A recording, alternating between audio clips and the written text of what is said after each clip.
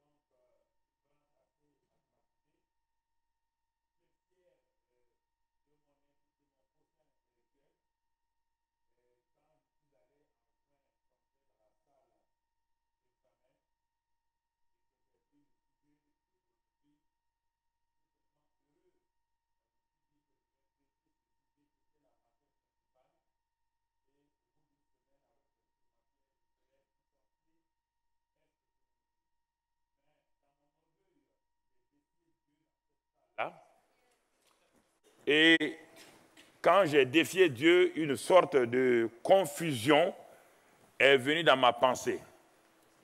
Et je me suis assis là pendant les 4 heures de temps sans pouvoir traiter même la première équation. Et j'ai échoué lamentablement avec 0,5 coefficient 6. Et ça fait combien? 3 sur combien? Ok. Mais j'étais brisé dans mon orgueil. Parce que comme j'étais sportif, j'étais handballeur, avançant de l'équipe nationale de handball et puis basketteur. J'étais fier de moi-même, croyant que j'avais du succès partout. Mais lorsque j'ai échoué dans cette session de juin 73, vraiment j'étais brisé. Et là, c'était ainsi que j'ai été invité dans une église, Assemblée de Dieu, pour écouter l'évangile. Et comme j'étais un bon musulman, quand je suis allé dans cette salle-là, et que j'ai vu que c'était une église, Assemblée de Dieu, j'ai fait demi-tour pour partir. J'étais fâché en disant, moi je suis musulman, je ne veux pas entrer dans une église protestante ou évangélique. Mais dans ce hall de cette église-là, quand j'ai fait demi-tour pour partir, il n'y avait personne. Une voix a retenti puissamment dans mon oreille droite et en même temps dans mon cœur. Si tu vas, c'est la dernière fois pour toi. J'ai été saisi de crainte, une crainte respectueuse, une crainte qui m'a bouleversé. Et c'est ainsi que j'ai refait demi-tour pour entrer dans la salle et où les chrétiens faisaient la réunion du dimanche après-midi, l'évangélisation. Et je me suis assis au dernier banc en me disant, au cas où ça ne me plairait pas, je vais sortir. Mais un jeune guitariste s'est aperçu de cela, il est venu m'inviter pour me mettre au premier banc. Et là, je ne pouvais plus sortir. Et quand le prédicateur qui s'est levé pour prêcher, M. Aimé Blanc, il prêchait avec une puissance, une autorité. J'étais assis de son côté gauche et il prêchait en regardant de ce côté. Et toutes ces paroles m'atteignaient là. Je ne comprenais pas ce qui m'arrivait. À la fin, j'ai dit, je ne savais pas que les Blancs étaient des sorciers aussi.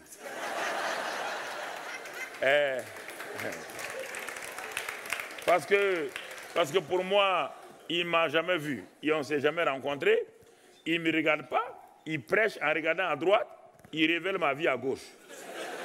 Ah, donc je me suis dit, ça doit être de la sorcellerie. Mais cet après-midi, comme j'étais convaincu de péché, non pas de négativisme, mais j'ai été convaincu de péché par l'amour de Dieu. Et quand il a lancé l'appel, c'est qui va recevoir Christ.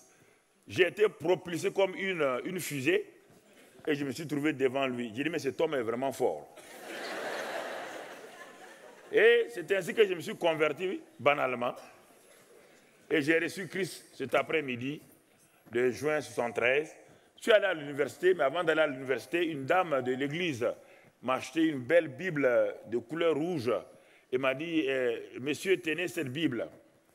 Quand je suis arrivé à l'université, au campus, j'ai ouvert cette Bible-là, j'ai dit, il faut que je sache ce que cette Bible contient, car je suis musulman et je sais que ma conversion au retour au pays va créer des problèmes. Je sais que la persécution sera là. Je sais que je vais endurer sûrement des souffrances. Alors il fallait que je sache ce que contient la Bible. Alors j'ai commencé à lire la Bible de juin. Et en septembre, j'avais fini de lire la Bible et entièrement. Et c'est dans cette période de juin à septembre qu'un jour, dans ma chambre d'étudiant, je priais à genoux. Et là, près de mon lit, je me suis assoupi, la tête sur le lit. Et en me réveillant, une puissance, un courant électrique traversait tout mon être. Et cela a duré pendant quelques minutes. Et je me suis vu en train de parler une langue que je n'ai jamais apprise, dont je n'ai jamais entendu. Une puissance a commencé à revêtir ma vie. Et alors, cela a duré pendant une semaine. Chaque nuit, cette même puissance revenait sur moi.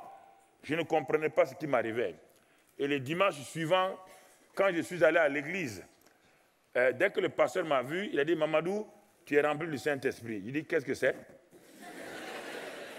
Il dit, non, mais il y a une puissance qui se dégage de toi. Effectivement, j'avais commencé à avoir des dons spirituels, la parole de connaissance, la parole de sagesse. Et quand je regardais les étudiants au campus ou au restaurant universitaire, quand je leur parlais, je vois les gens pleurer tout seuls, je ne comprenais pas. Est-ce que mes paroles avaient... Donc, c'était ainsi que j'ai continué et j'ai passé ma licence donc, à la session de septembre. Là, quand je suis rentré dans la salle, au lieu d'être orgueilleux, dès que j'ai pris mon sujet d'économétrie cette fois-ci, j'ai fermé les yeux et j'ai rendu grâce à Jésus. Et là, j'ai été admissible à l'écrit, il fallait l'oral. Et comme je n'ai pas préparé l'oral, parce que dès que j'ai été converti, je me suis jeté dans l'évangélisation des rues.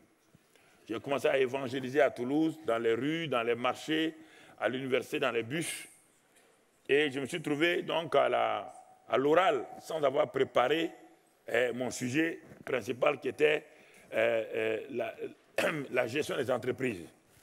Et là, quand je suis arrivé devant la salle, excusez-moi, quand je suis arrivé devant la salle, nous étions une centaine d'étudiants arrêtés là, devant la salle, et le professeur venait de Montpellier pour faire ce cours-là, pour faire cet examen. Et moi, j'ai dit à Dieu, mais je dis, Seigneur, c'est terrible, j'arrive à l'oral sans être prêt. Et là, j'ai dit à Dieu, tu vois, pendant juillet, août, septembre, je t'ai aidé dans ton œuvre. Maintenant, tu me renvoies l'ascenseur. Tu vas m'aider aussi pour que je réussisse. Et là, c'était, vous savez, un jeune chrétien, j'avais une foi extraordinaire. Et là, tout juste adossé contre le mur, et le Seigneur m'a dit, prends ton cahier. J'ai pris mon cahier de la gestion des entreprises. Il me dit, regarde les cours. Le cours, au moins, j'ai ouvert, j'ai vu le 10e cours. Ah, j'ai lu ça, l'équilibre dans l'entreprise. Alors j'ai dit, bon, ça peut aller. Le Seigneur me dit, mets-toi en 10e position. Là, une centaine d'étudiants, le Saint-Esprit me parle, personne ne l'entend, mais moi je l'entends. Et là, il dit, bon, pour m'assurer, va voir les 3 premiers qui sont sortis de la salle.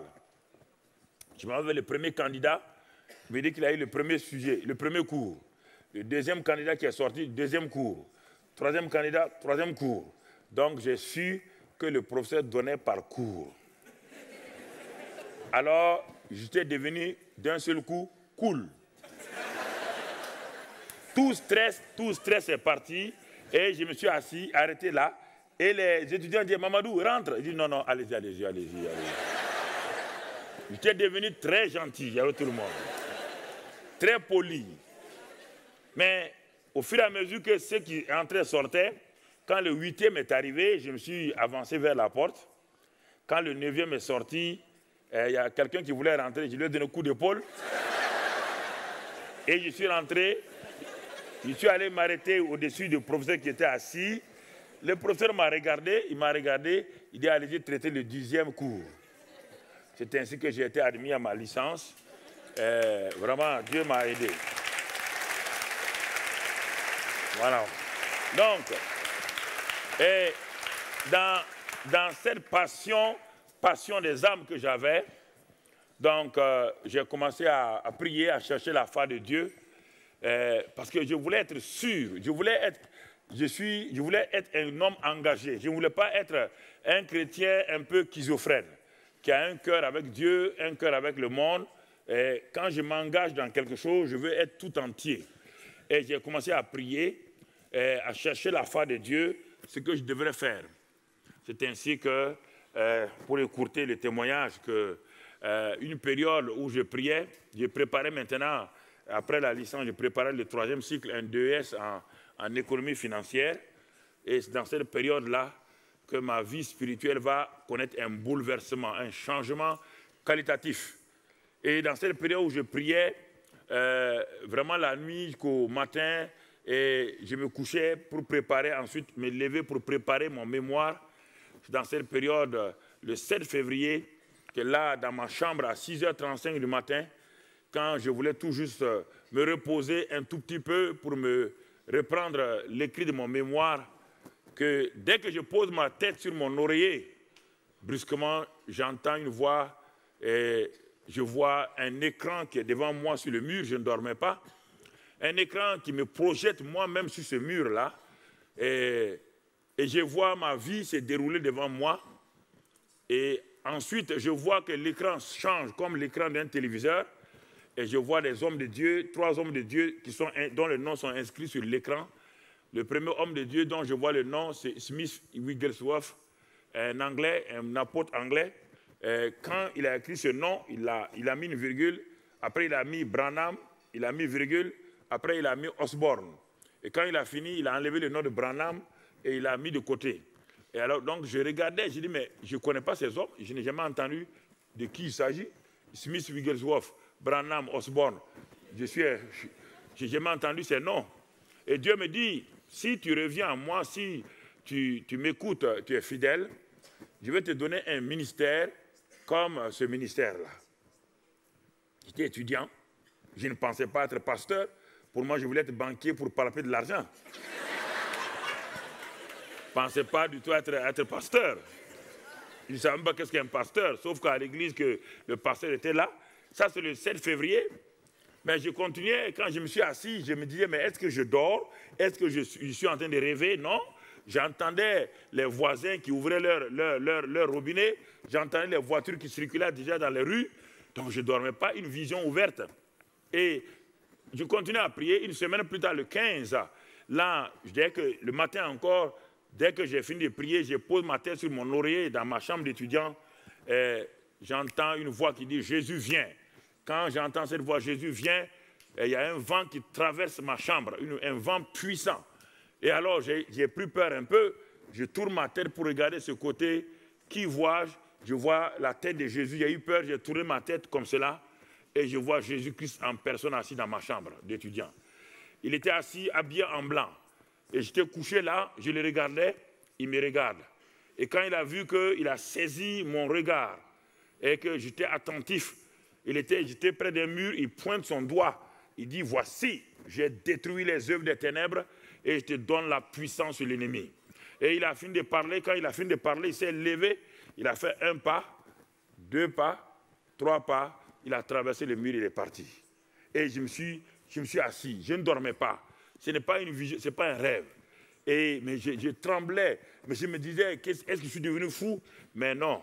Et le 21 février, presque à la même heure encore le matin, et après ces 3 semaines-là, 3 semaines de gloire dans ma chambre d'étudiant. Je ne sortais même pas pour aller faire aux études parce que j'étais là, dans cette chambre où la présence de Dieu était forte.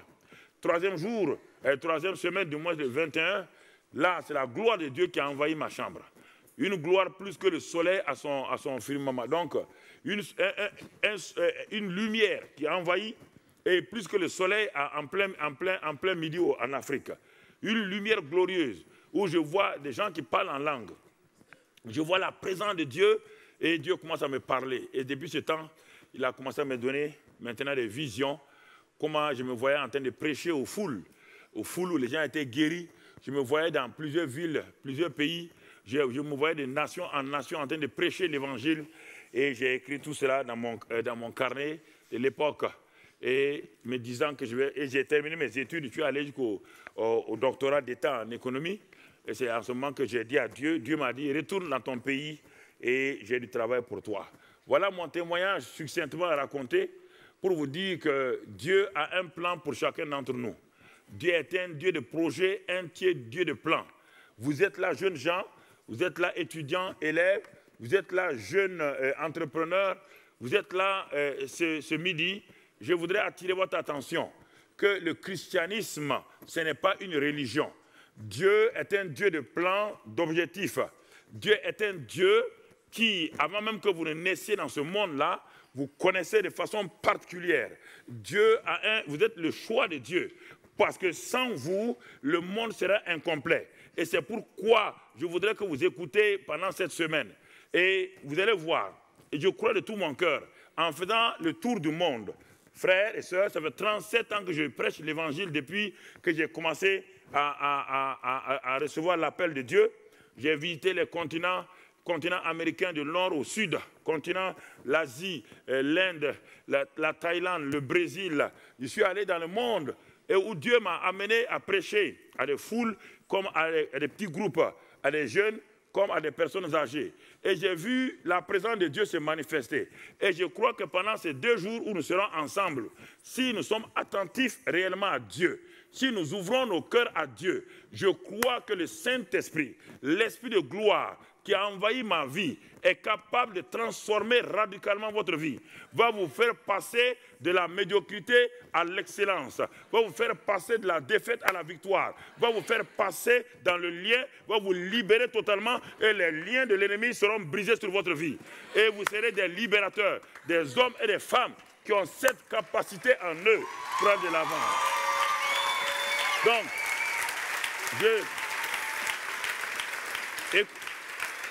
je voudrais vraiment que vous soyez attentifs à tout ce qui sera fait, parce que vous êtes des gens que rapidement, vous pouvez comprendre des choses que certains anciens ne peuvent pas comprendre. Vous êtes encore des gens qui sont très ouverts à la voix de Dieu. Et c'est pourquoi nous allons voir le cri d'un jeune homme. Il s'appelait Jacob à l'époque.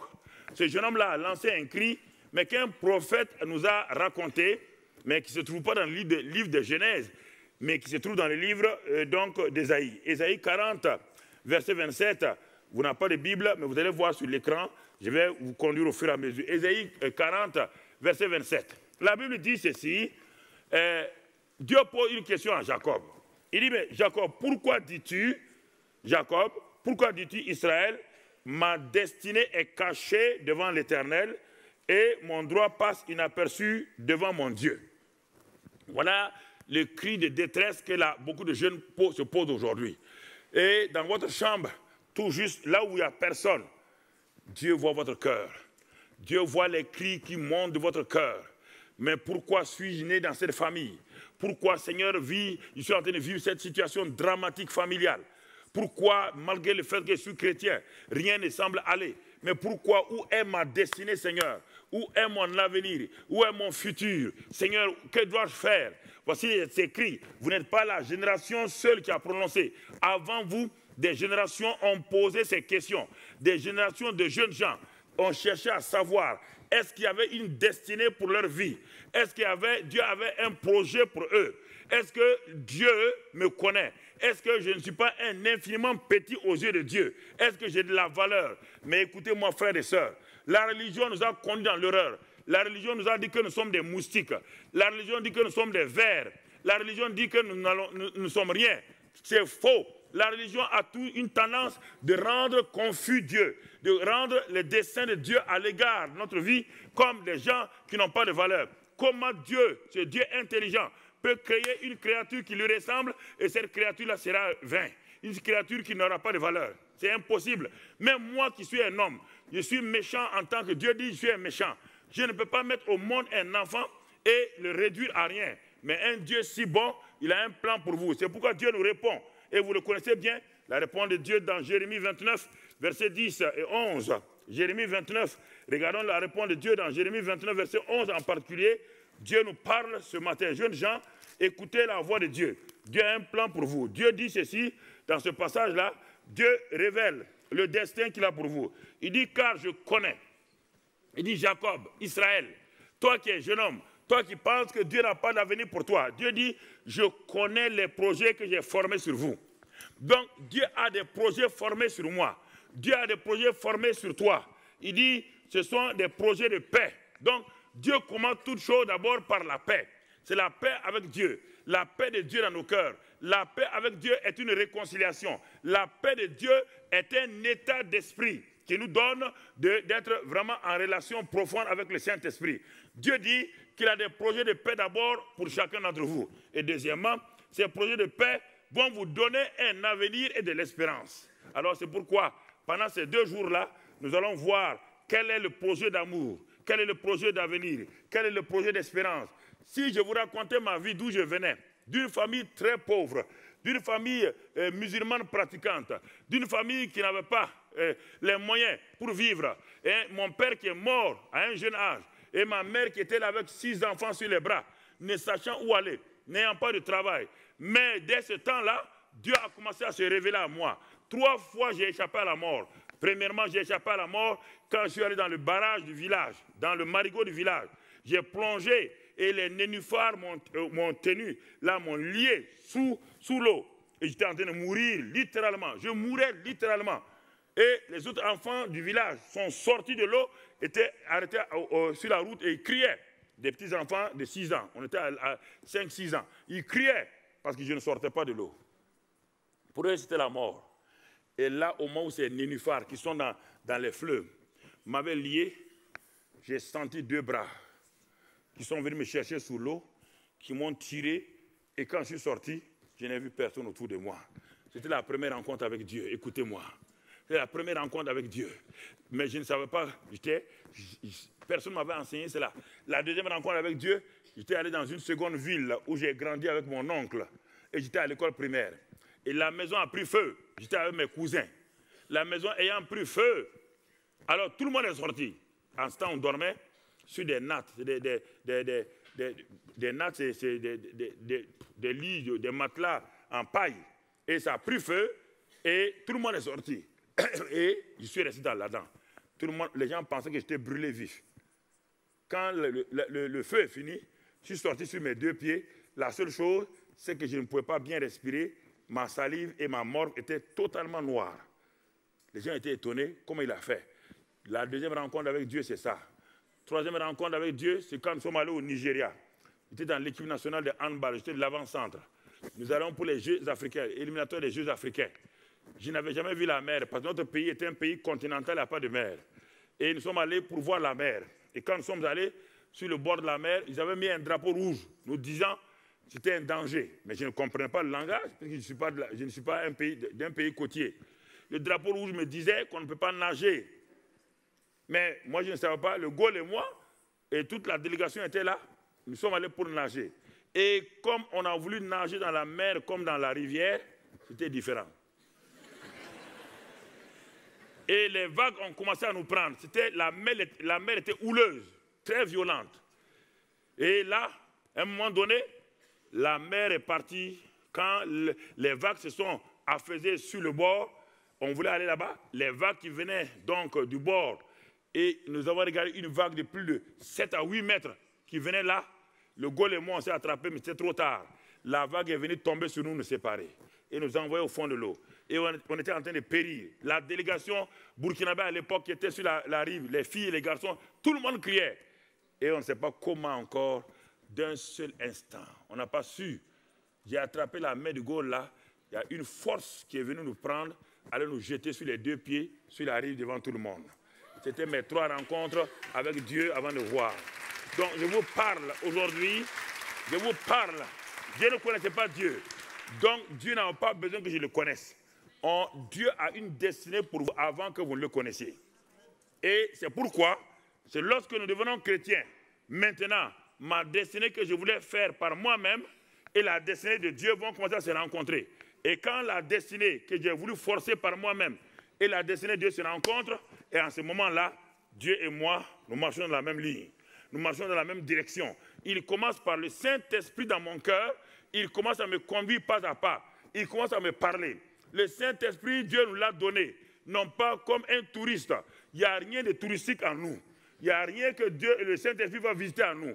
Dieu nous l'a donné simplement pour le but de nous conduire, car nous ne savons pas, nous ne connaissons pas le chemin de la vie.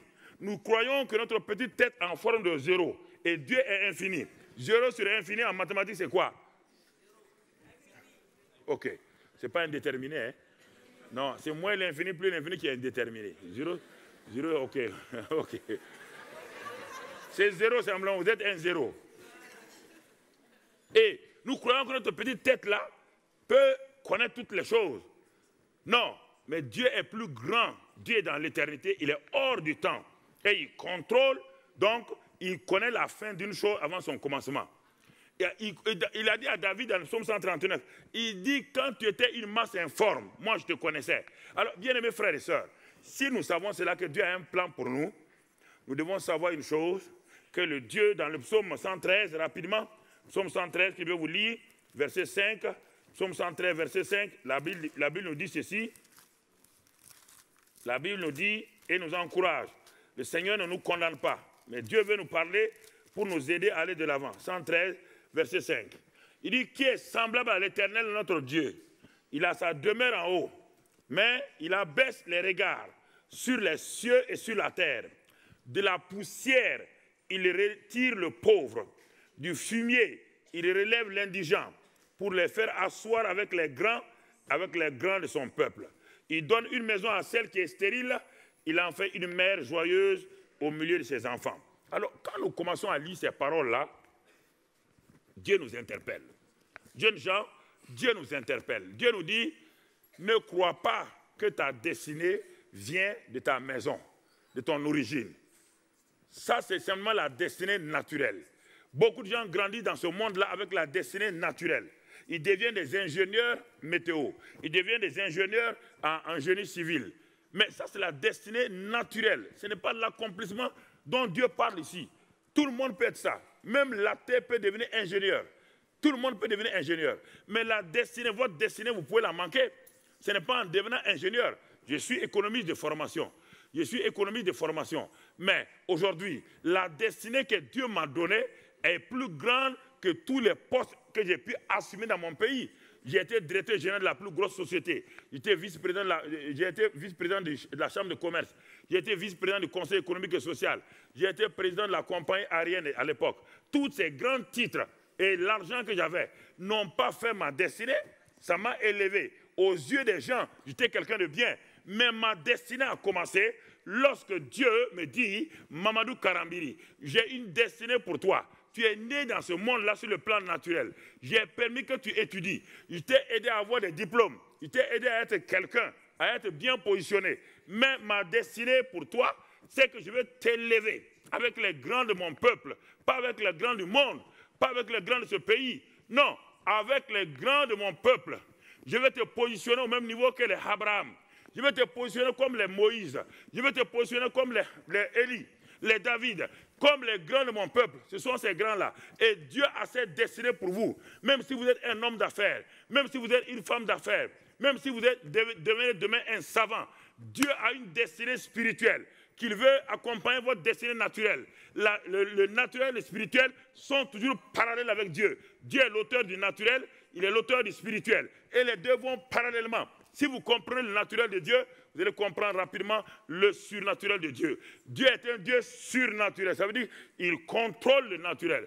Comme la loi de la sustentation, la loi de l'aérodynamique contrôle la loi de la gravitation, la loi spirituelle de Dieu contrôle la loi naturelle. Et quand vous évoluez dans la loi naturelle, vous êtes tenu, vous avez des limites. La loi de la gravitation bloque l'homme, empêche l'homme d'aller plus loin que là où il doit aller. Mais la loi de l'aérodynamique, quand on la met en place, elle permet à un avion de plusieurs centaines de tonnes de voler et d'aller en haut. Ça, c'est sur le plan naturel. Sur le plan spirituel, il y en a de même. La loi du péché et de la mort. La loi du péché et de la mort, dans laquelle nous sommes nés par Adam, nous empêche d'évoluer, nous donne de connaître les choses. C'est la loi de la connaissance du bien et du mal. Nous permet d'avoir acquérir des choses, des biens, mais elle nous empêche d'être dans la prospérité spirituelle. Elle nous empêche d'avoir la paix. Elle nous empêche d'impacter notre génération avec l'amour de Dieu. Mais Dieu nous a donné une seconde loi qu'on appelle la loi de l'esprit de vie. La loi de l'esprit de vie vient contrôler la première dimension, qui est la loi du péché et de la mort. La loi de l'esprit de vie est liée au Saint-Esprit. Et quand le Saint-Esprit vient dans la vie d'un homme, mais malheureusement beaucoup de jeunes, beaucoup de chrétiens ne savent pas quel est le rôle réel du Saint-Esprit. Ce n'est pas pour parler en langue, ce n'est pas pour même faire des miracles. Le Saint-Esprit vient en nous pour impartir dans un homme comme moi la vie divine. Je deviens participant de la nature de Dieu. Dieu lui-même en personne vient habiter en moi. Quand je marche, vous ne voyez plus Mamadou Karambili seulement. Dieu est en moi. Je transporte la présence de Dieu partout où je vais. Partout où je rentre comme la lumière de Dieu. Partout où je rentre comme le sel de Dieu. Le sel assaisonne toutes les choses du monde. La lumière éclaire toutes les ténèbres de ce monde-là. Si je comprends ces choses-là, je commence à être un homme libre. Je commence à être un jeune homme libre. Et quand j'ai commencé à comprendre ça, ma vie a été totalement libérée de l'esclavage de Satan, de l'esclavage du péché. Ma vie a été libérée des limites naturelles que les gens ont placées sur ma vie. Parce que le Saint-Esprit m'a arraché totalement. Le Saint-Esprit m'a élevé. C'est pourquoi Dieu dit ici, si nous savons qu'il est un Dieu de destinée, un Dieu qui nous connaît, alors il va nous aider. Prenons le cas d'une jeune fille appelée Rahab. Une jeune fille qui, au niveau des humains, n'avait aucune destinée. Elle est une prostituée parce qu'elle voulait être acceptée par les gens. Et la plupart des jeunes ont des difficultés. Des jeunes filles ont des difficultés avec les garçons parce qu'elles veulent être acceptées. Personne n'aime être rejeté. Cette jeune fille qui suit ce garçon est en train de la harceler de tous les points de vue. Pour ne pas être rejetée, elle va faire des compromis avec ce garçon-là. Et ce compromis, de compromis en compromis, elle va rentrer donc dans les plaisirs sensuels. Et les plaisirs sensuels vont l'amener à un esclavage. Et maintenant, elle n'est pas heureuse en elle-même. Parce que simplement, elle avait peur d'être rejetée. Et la peur d'être rejetée traumatise beaucoup d'enfants, beaucoup de jeunes dans leur vie. Que ce soit les garçons et les filles. Parce qu'il faut que ce soit accepté par tout le monde. Quand on voit parfois des gens qui font le pitre, qui font rire tout le monde, parce qu'ils veulent être acceptés. Il y a quelque chose qui ne va pas à l'intérieur d'eux. Il y a un déséquilibre qui est là, un déséquilibre spirituel et moral. Alors, ils se sentent culpabilisés, complexés. Le complexe d'infériorité envahit leur vie. Alors, pour être acceptés, il faut qu'ils fassent quelque chose, que les gens vont le permettre, vont les applaudir. Sinon, ils n'ont pas, ils sont mal à l'aise. Ils sont mal à l'aise dans leur milieu. C'est ça qui est arrivé à Rahab. Rahab s'est trouvée prostituée, non pas parce qu'elle veut. Aucune femme qui se respecte ne voudra vivre dans la débauche. Aucune jeune fille ne vit dans la débauche. Elle s'est trouvée là, esclave de Jéricho. Et les murailles de Jéricho étaient là. Les murailles de Jéricho, c'était quoi? Pour elle, spirituellement, les murailles de Jéricho, c'était la culpabilité, le complexe d'infériorité, l'apitoiement sur soi. Et elle se disait, mais est-ce que ma vie en vaut la peine? Mais en ce temps, ça c'est le regard de Rahab sur elle-même. Et aujourd'hui, plusieurs d'entre vous peut-être ont ce regard sur vous-même. Vous pensez que personne ne vous aimera, personne, surtout que certains ont grandi dans des maisons où pour que papa puisse les accepter, il faut qu'il travaille. Papa, il travaille, il vient avec 15 de moyenne. Papa dit, oh, tu aurais dû avoir 17. L'enfant vient avec 17, 50, cette fois-ci, il croit que papa va ouvrir ses bras pour l'accueillir. Il dit, mais oh là, tu aurais dû avoir 18, 50 en maths et tu allais avoir 19 de moyenne. Et quand un enfant grandit dans une atmosphère où le papa tire tout le temps, quand il va à l'église, il a le même problème. Il veut être accepté par Jésus. Vous le voyez, il devient très actif. Et l'activisme va le conduire dans un stress insupportable et il va commencer à craquer. Mais il va cacher sa vie, il craque. Mais il ne veut pas que les gens le rejettent. Il veut que tout le monde l'accepte.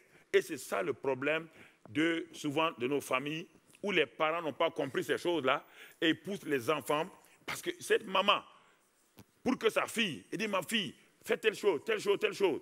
Pour être acceptée, la fille a fait tellement de compromis qu'aujourd'hui, elle est mariée ou bien elle est au lycée, elle est obligée de subir les mêmes choses. Et dans la vie chrétienne, quand elle devient chrétienne, elle croit qu'il faut aller comme cela. Et tôt ou tard, elle se méprise parce qu'elle n'a pas pu obéir, elle n'a pas pu réussir, elle se sent rejetée, comme son père et sa mère l'ont rejetée. Elle va s'accrocher à un garçon, et ce garçon aussi va prendre le même mécanisme. Ah oui, mais si tu m'aimes, il y a ça. Pour ne pas te rejeter, elle va faire des compromis. Et voici, ce garçon l'a trahi, elle se trouve maintenant sur les carreaux. Elle se trouve là, elle est complètement bafouée dans son honneur, elle est complètement déséquilibrée, moralement, elle subit les choses, elle ne sait plus quoi faire. Et quand on rencontre Christ dans cette situation-là, il faut une rencontre avec l'Esprit qui va guérir l'intérieur, qui va vous libérer. Sinon, vous risquez d'être un chrétien beaucoup activiste, où les gens vont vous voir au dehors comme quelqu'un de bien engagé, mais qui intérieurement souffre moralement, qui dans son lit verse des larmes amères, qui dans son lit se pose la question, est-ce que la vie chrétienne est une réalité? Est-ce que le christianisme n'est pas quelque chose pour nous manipuler encore? Et il ne comprend pas ce qui nous arrive. Alors, bien-aimés frères et sœurs, c'est pourquoi Dieu, ici, Dieu va visiter Rahab. Rahab poussait ses cris. Une prostituée, elle va avec n'importe qui. Les gens propres, les gens sales. Personne n'aime ça, frères et sœurs. Quelles sont les murailles de Jéricho? Jéricho était une ville condamnée. Une ville qui a été condamnée, une ville qui va être donc détruite bientôt. Une ville qui est maudite. Quelles sont les murailles, jeunes gens, qui vous entourent et qui vous empêchent de progresser? Vous tournez dans cette ville de Jéricho. Vous voulez sortir. Les murailles vous empêchent. Les murailles de la proscranisation. Les murailles du complexe d'infériorité. Les murailles de la culpabilité. Les murailles de l'apitement sur toi. Les murailles de rejet vous ont enveloppé. Mais en ce temps, Dieu avait un regard. Le destin de Rahab ne devait pas se terminer à Jéricho. Dans le programme de Dieu, Dieu dit, il dit aux anges, vous voyez cette jeune fille qui est à Jéricho? Les anges ont dit oui. Regardez le plan que j'ai pour sa vie. Les gens ont dit pourtant, mais personne ne croit à ça. Ses parents ne croient pas à ça. Personne à Jéricho ne croit à ce plan de Dieu. Il dit c'est pourquoi je vais créer des circonstances. Je vais créer des situations pour que quelqu'un pénètre à Jéricho et que cette fille-là puisse être libérée de ces liens qu'elle avait. Et cette conférence d'aujourd'hui vous permet, sûrement Dieu a créé ces circonstances, a créé ces situations. Peut-être vous avez hésité avant de venir, mais pourtant Dieu veut vous rencontrer cette semaine. Il veut vous rencontrer ce week-end-là. Et Dieu a permis que 2 espions arrivent à Jéricho. Et ces espions sont allés directement chez Rahab. Rahab les a cachés. Et le destin de Rahab va se manifester là. Et les 2 espions vont lui révéler ce que Dieu veut pour sa vie. Et aujourd'hui, vous qui êtes là, la même chose peut se passer pour vous. Si vous comprenez que Dieu, le Dieu qui vous a créé, le Dieu que vous servez, est un Dieu de destinée et qu'il a un plan merveilleux pour votre vie. Si vous croyez, quand nous allons prier, soit maintenant ou le lundi, je vous assure, jeunes gens, quand nous allons prier, je crois de tout mon cœur, je crois de tout mon cœur, le Saint-Esprit de Dieu. Ce n'est pas de la manipulation. Écoutez-moi, je ne peux pas venir de loin pour vous manipuler. Le Saint-Esprit qui m'a touché dans ma jeunesse, le même Saint-Esprit qui a brisé tous mes liens, le même Saint-Esprit qui m'a catapulté dans ma destinée, le même Saint-Esprit est là aujourd'hui pour vous sortir de cette situation totale. Peut-être vous souffrez toute seule, personne ne sait. Vous luttez toute seule dans vos luttes internes. Extérieurement, vous paraissez être quelqu'un de bien. Et le deuxième cas, c'est le cas des garçons, c'est Samson. Dieu avait fait parier sur Samson. Dieu avait donné Samson comme un enfant.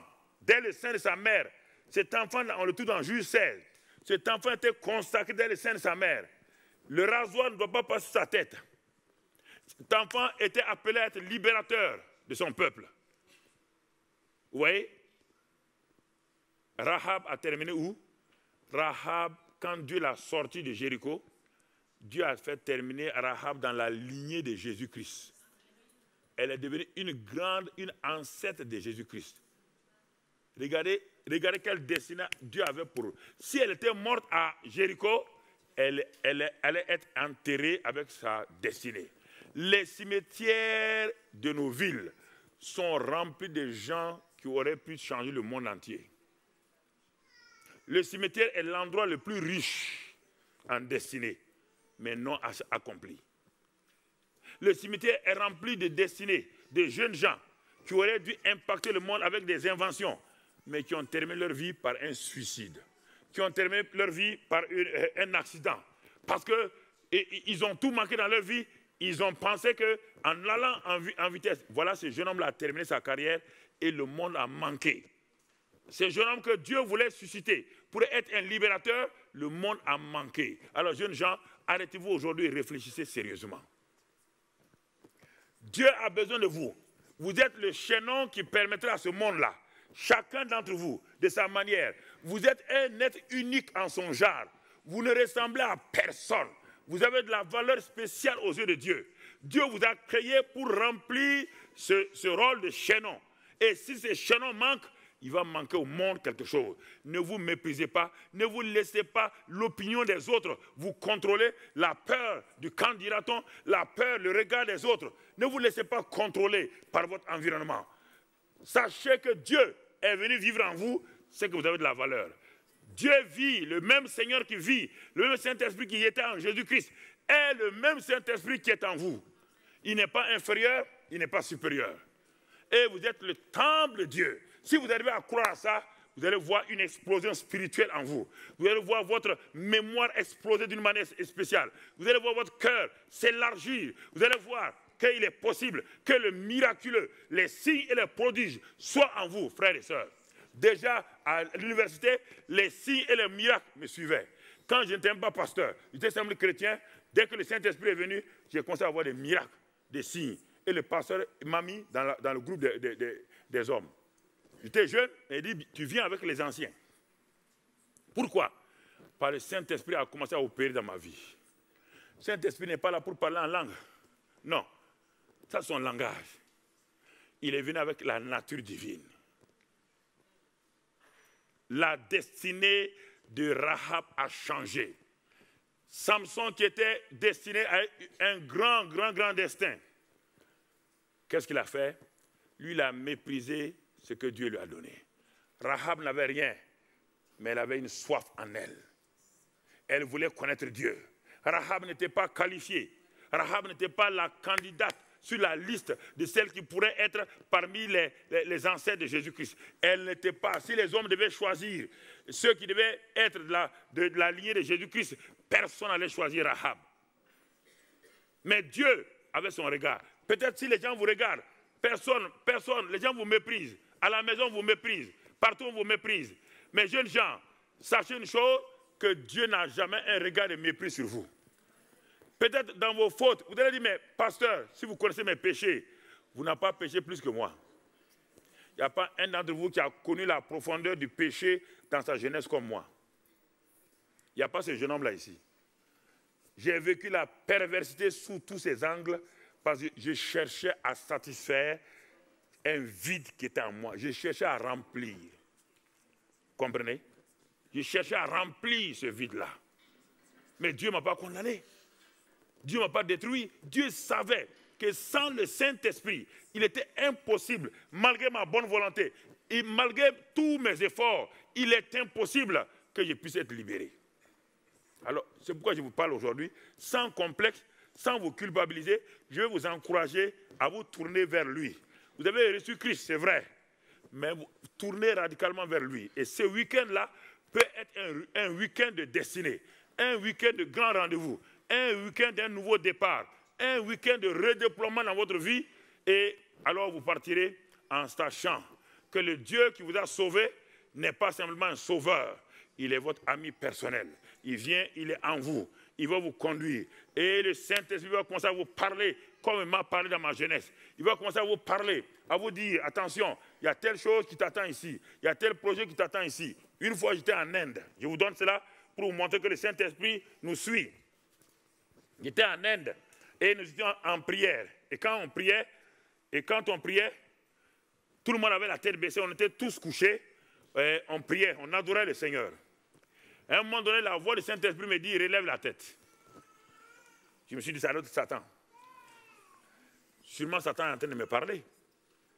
Tout le monde est en train d'adorer Dieu et moi je dois relever ma tête. Pourquoi dois-je relever ma tête?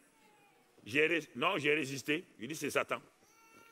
La voix du Saint-Esprit a parlé une deuxième fois. Et comme je me suis habitué à reconnaître sa voix, j'ai su que c'est lui. C'est-à-dire qu'il y a un danger quelque part. Je ne sais pas où est le danger. Troisième fois, il me dit rapidement, relève la tête.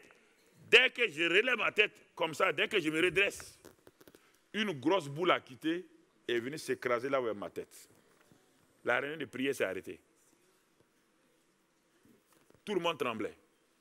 J'ai quitté mon pays il y a 15 000 kilomètres et j'allais mourir vulgairement, simplement.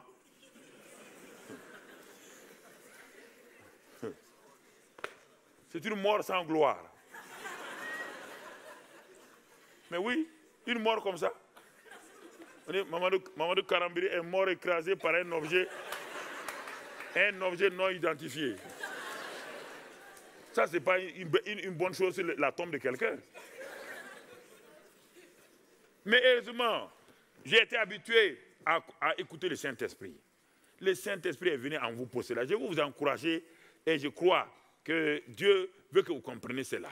Il est venu en vous parce qu'il Dieu veut que vous soyez associés à lui. Vous comprenez, jeunes gens? Dieu ne vous méprise pas. Dieu ne vous méprise pas. Il y a un conte africain qui vous montre cela. Il est dit que les animaux de ce monde-là, les animaux ont voulu traverser un pont suspendu. Un pont suspendu, c'est-à-dire un pont qui est fait de cordes, de lianes, et tout ça, ont voulu traverser pour voir qui ferait trembler le pont. Tous les animaux ont commencé à défiler. Et la fourmi, sachant qu'elle n'a pas de poids, la fourmi dit, mais je ne peux pas faire trembler le pont. C'est sûr, moi seul, ce n'est pas possible. La fourmi est partie monter sur le dos de l'éléphant. Vous comprenez ce que ça veut dire? Elle est montée sur le dos de l'éléphant. Quand tous les animaux sont passés, l'éléphant est venu à son tour. Quand l'éléphant est monté sur le pont, tout le pont tremblait. Tout le pont tremblait. Et quand l'éléphant est passé de l'autre côté, la fourmi a sauté, il a dit, nous avons secoué le pont.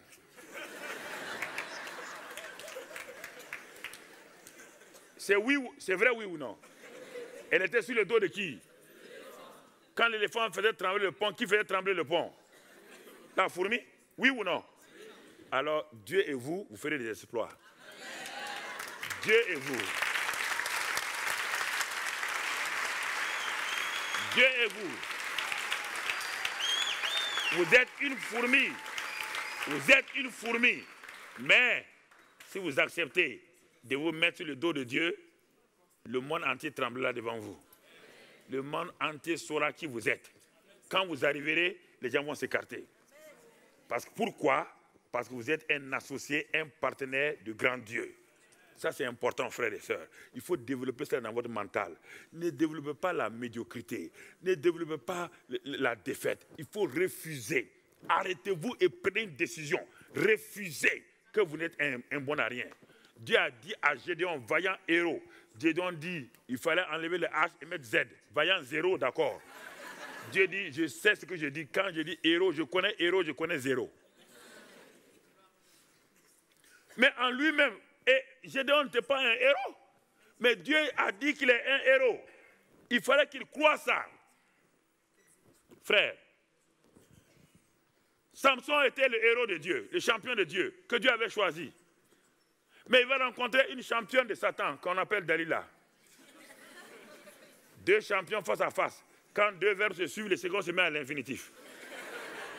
Mais malheureusement, le verbe de Dieu s'est mis à l'infinitif. C'est ça. Samson avait tout. Dalila était opéré. Dalila avait derrière elle tous les Philistins, tout le système démoniaque. Samson avait derrière lui tout le système de Dieu. Le grand Dieu était avec Samson. Je vous pose la question. Il n'y avait rien qui pouvait empêcher Samson d'échouer. Rien. Dieu ne vous a pas donné. Il n'y a rien qui peut vous empêcher d'échouer. Rien. Dieu n'a pas prévu d'échec dans votre vie. Non. Dans le calendrier, dans le programme de Dieu, il n'y a pas un seul mot échec. Il n'y a pas un seul mot échec. Tant que les cheveux de Samson restaient là, pas d'échec. Mais dès le moment où on a rasé Samson, quand il s'est levé, il a dit, Dieu était parti. Vous voyez la faiblesse de l'homme? L'homme sans Dieu est rien, mais l'homme avec Dieu est tout. Si vous comprenez ça, jeunes gens, vous allez comprendre en retournant à l'université. Les problèmes que vous avez aujourd'hui, j'avais les mêmes problèmes à l'université. Quand je me suis converti au restaurant universitaire, on nous a dit avant de manger, il faut prier. J'ai des problèmes. Quand je prenais mon plateau, je partais m'asseoir à la table. Un restaurant universitaire de au moins 2000 personnes. Tu poses la table, on doit prier. Si tu fermes les yeux, tout le monde va dire, hey, mon gars, qu'est-ce qu'il y a?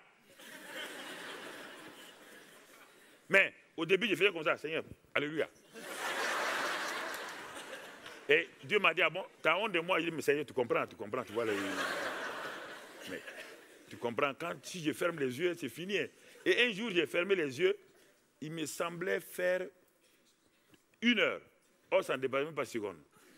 Ce jour, j'ai eu le courage de dire, Seigneur, j'ai fermé les yeux, Seigneur, merci pour ce repas, tout. Satan m'a dit, quand tu vas lever ta tête, tout le monde va te regarder.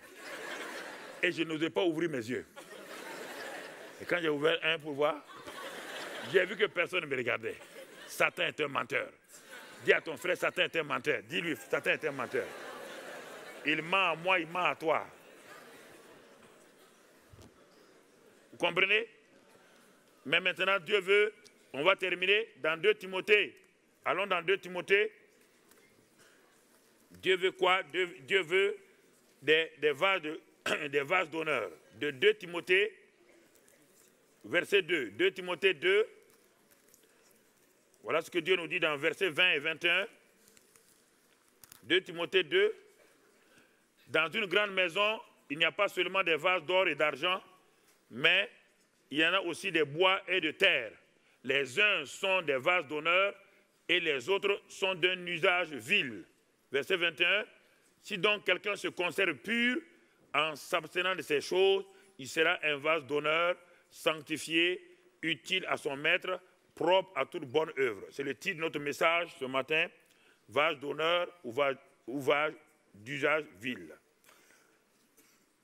Samson aurait dû être un vase d'honneur, mais il a terminé avec les 2 yeux transpercés, il a perdu sa vision. Dieu a une vision pour chacun d'entre vous, jeunes gens. La vision que Dieu vous donne, elle est très importante. Mais ne laissez pas l'ennemi venir voler votre vision.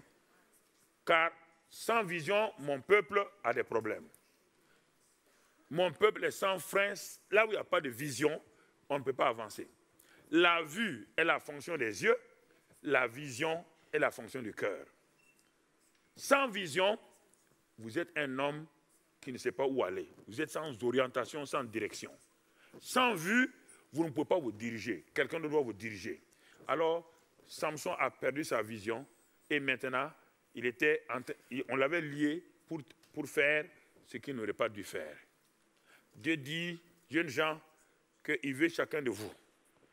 Dans sa maison, il y a des vases en bois, il y a des vases en argile, il y a des vases de terre, et il y a des vases d'honneur et des vases d'usage vil. Pour ce week-end, quel est votre choix aujourd'hui pour ce premier message?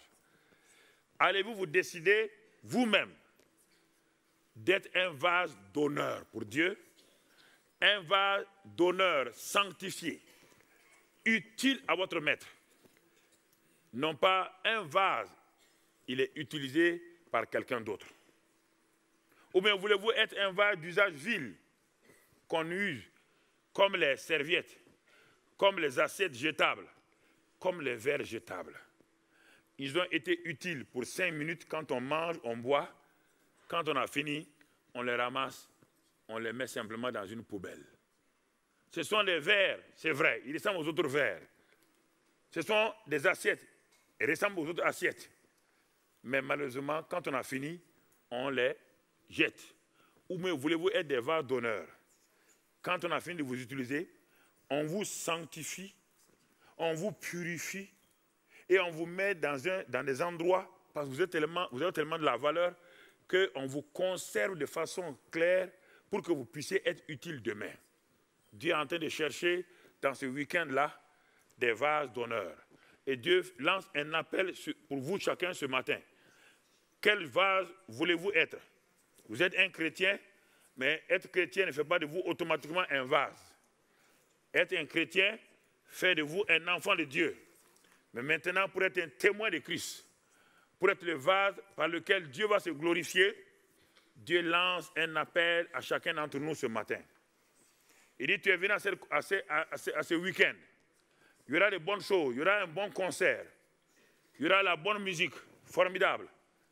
Mais vas-tu partir seulement après cette musique, ce concert-là, et être utilisé comme un verre en papier qu'on va mettre de côté, ou une assiette en papier qu'on va jeter de côté, ou bien alors tu te laisseras toucher, sanctifier pendant ce week-end, et tu diras à Dieu, Seigneur, je vais retourner chez moi comme un vase d'honneur, un vase utile, un vase sanctifié, un vase qui décide, Seigneur, de prendre une bonne décision, une bonne direction avec toi.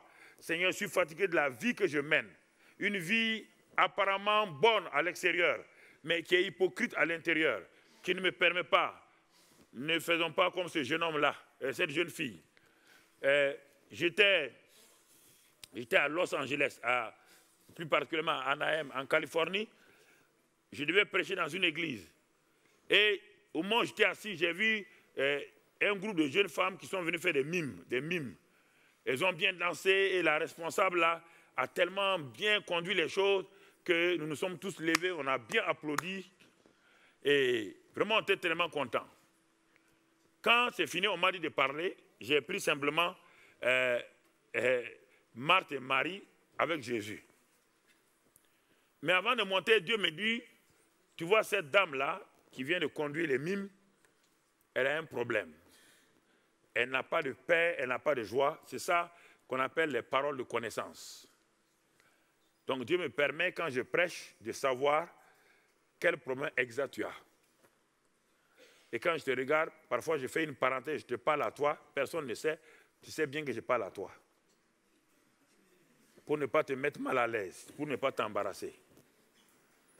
Et quand j'ai prêché, je suis descendu, je suis allé vers cette jeune dame qui était assise, vraiment, elle est venue vers moi et dit, pasteur, je suis la femme la plus malheureuse. Il dit oui, lui le savait. Il dit ah bon, il dit oui. Quand j'étais assis, le Seigneur m'a dit, il t'a regardé que tu as des problèmes. Et il m'a dit, voici tes problèmes. Elle m'a dit oui. Il dit ma fille, ça ne va pas, tu veux compenser ce que tu perds dans ta maison avec ce que tu fais à l'église. l'église est simplement un lieu de recharge de ta batterie. Quand tu viens à l'église, tu es rechargé. Et tu pars te décharger à la maison. Alors que c'est le contraire. Tu devais te recharger à la maison pour venir adorer à l'église, pour louer le Seigneur. Il dit, mais comment tu vas faire? C'est là que je l'ai amené dans la prière et tout. Et c'est là qu'elle a compris. Elle dit, mais oui, c'est ça mon problème. Mais personne ne savait. Vous voyez, tous ces gens-là m'applaudissent. Mais elles ne savent pas que je suis en train de mourir. Je suis vide. Une deuxième dame, elle a chanté un cantique merveilleux. Et quand elle chantait, elle se ployait là, vraiment, elle vibrait.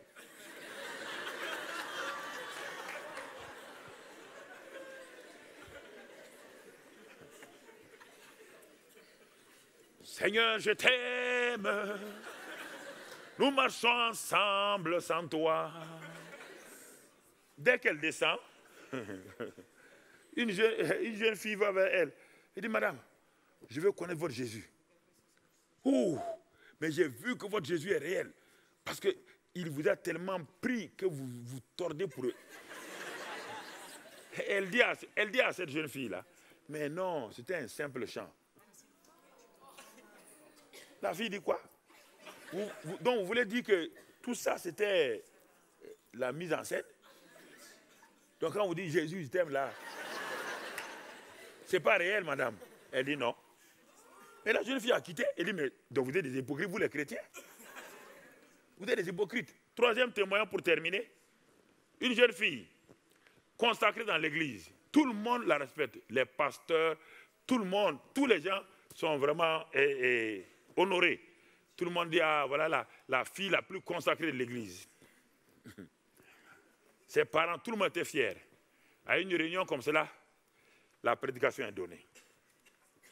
Quand la prédication est donnée, quand la réunion finit, elle vient. Pasteur, il veut vous voir. Le pasteur qui avait invité dit, ah, ouais, cette jeune fille-là, c'est la meilleure de l'église. Elle est consacrée. Si toutes les filles de l'église étaient comme elle, vraiment, c'était formidable. Et les autres filles avaient été complexées devant elle parce que tout le monde l'élevait. Écoutez-moi, cette jeune fille-là, assise avec elle, elle dit simplement, pasteur, je suis hypocrite. Il dit, mais votre pasteur a dit que vous êtes la fille la plus sérieuse, non? Elle dit, non, pasteur.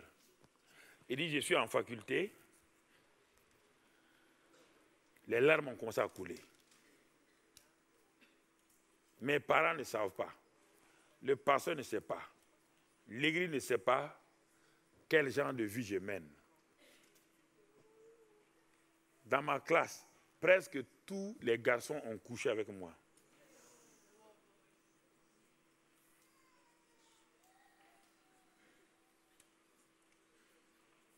Ma vie est totalement gâchée.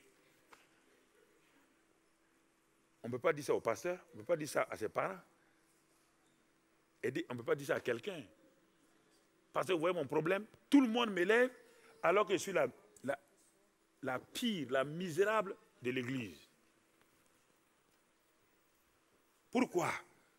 Parce qu'au lieu qu'on écoute cette jeune fille quand elle avait des problèmes, on a dit non, ça va, ça ira, on l'a poussée. Et on n'a pas résolu son problème intérieur. On l'a jeté dans l'activisme. Et l'activisme l'a poussé à avoir des stress. Et les stress l'ont amené pour aller de l'avant, pour être reconnu par les gens, à faire des compromis. Maintenant, elle se mourait.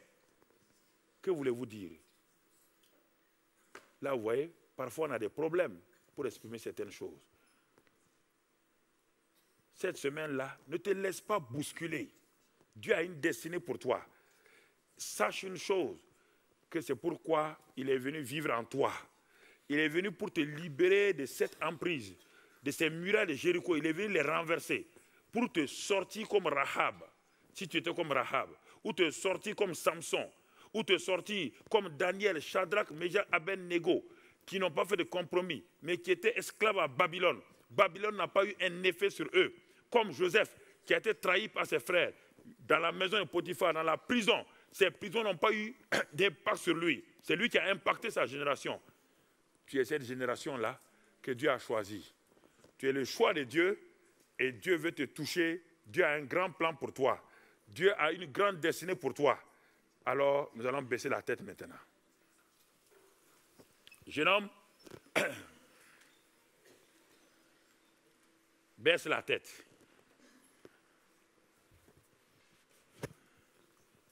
Jeune fille, tu es venue à cette réunion-là